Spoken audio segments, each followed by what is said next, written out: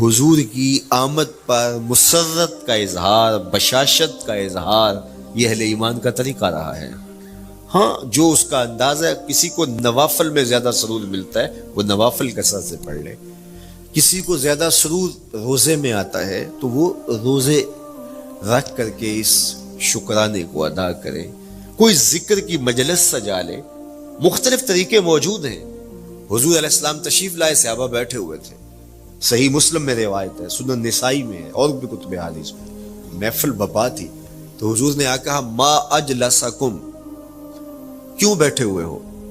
تو جو انہوں نے جواب دیا وہ سنیے، جلسنا نذکر اللہ ونحمدہ علی ما ہدانا لدینہ ومن علینا بک۔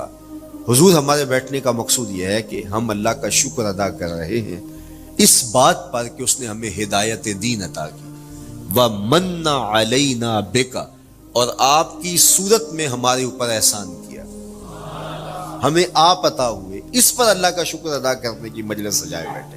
صحابہ تمہارے اس عمل پر اللہ فرشتوں میں ناز کر رہا ہے، اللہ فرشتوں میں فخر کر رہا ہے کہ دیکھو میں نے ان کو نعمت دی، کتنے قدردان نکلے، اس نعمت کا شکرانہ ادا کر رہے ہیں۔ اور آج اگر ہم اپنے گھر میں بیٹھ کے، اپنی مسجد میں بیٹھ کے حضور کی صورت میں انعام خداوندی کا شکریہ ادا کرتے ہیں تو اللہ کی رحمتوں سے بعید نہیں کہ اللہ فرشتوں سے کہے دیکھو صدیاں بیت گئیں، یہ آج بھی شکرانہ ادا کر رہے ہیں، اور یہ بات میری اور آپ کی بخشش کی ضمانت قرار پائے۔ تو حضور کی صورت میں جو انعام ہوا، حضرت حسان بن ثابت اکثر کہا کرتے تھے منا علینا ربنا ام بعث فینا محمدا، ہمارے رب نے ہمارے اوپر احسان کر دیا ہے کہ محمد عربی عطا کر دیے۔ ساری زندگی سجدے میں سر رکھ کے شکر ادا کرتے رہیں، حق شکر پھر بھی ادا نہ ہو۔ میں تو کہا کرتا ہوں ہمارے بدن پہ اتنے بال نہیں ہیں جتنے رسول اللہ کے احسانات ہیں، ہمارا بال بال قرض رسالت میں جکڑا ہوا ہے، ساری زندگی ان کے گیت گائیں۔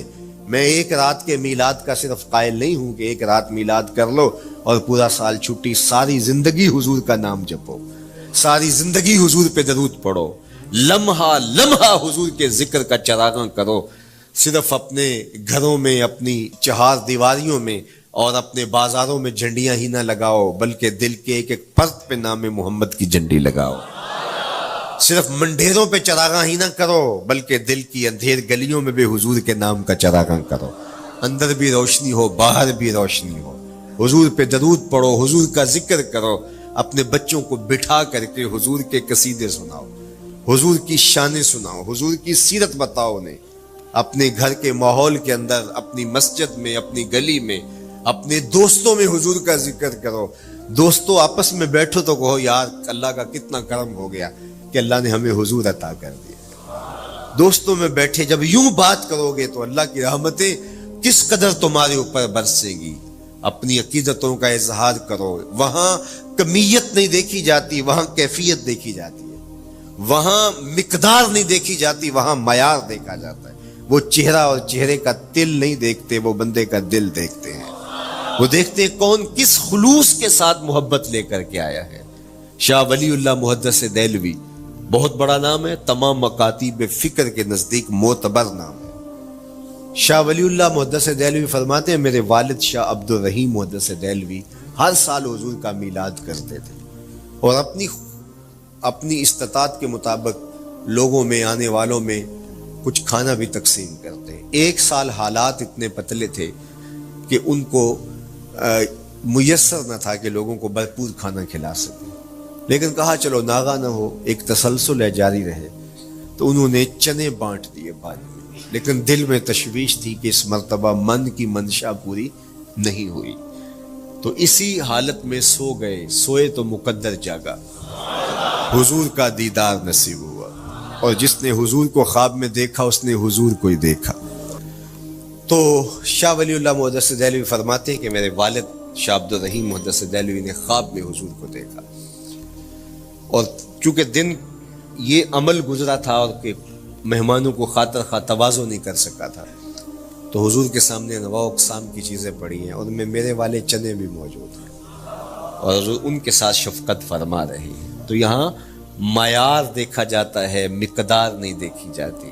یہاں کمیت نہیں دیکھی جاتی، کیفیت دیکھی جاتی ہے. یہاں چہرے اور چہرے کا تل نہیں دیکھا جاتا، یہاں آنے والے کا دل دیکھا جاتا. یار چہرہ تو چمکدار تھا، اسی لیے ابو لہب کہتے ہیں نا شعلے کی طرح چمکتا ہوا، لیکن جہنم کا ایندھن بنا. اور کالے رنگ والا، ہونٹ موٹے ہیں، لیکن کعبے کی چھت میں کھڑا اذان دے رہا ہے. اذان ازل سے تیرے عشق کا ترانہ بنی، نماز تو اس کی دید کا ایک بہانہ بنی. ادائے دید سراپا نیاز تھی تیری، کسی کو دیکھتے رہنا نماز تھی تیری. تو عقیدتوں کے رنگ اور محبتوں کے رنگ حضور علیہ السلام کے ساتھ جب کوئی پیش کرتا ہے تو رائے گانی جاتی. یہ وفاداروں کا در ہے، یہاں بے وفائی کا تصور ہی نہیں ہے. وہ ہاتھ پکڑتے ہیں تو پھر چھوڑتے نہیں ہیں. اس لیے ان سے محبت کا ربط قائم کیجیے، اپنی اولادوں کو حضور کا پیار سکھائیے، اپنے گھروں میں میلاد کیجیے. لازم نہیں ہے کسی عالم دین کو بلاؤ، آپ اپنے گھروں میں حضور علیہ السلام پر درود پڑھیے گا، بچوں کو بٹھائیے گا اور حضور کی سیرت کا کوئی واقعہ ان کو سنائیے.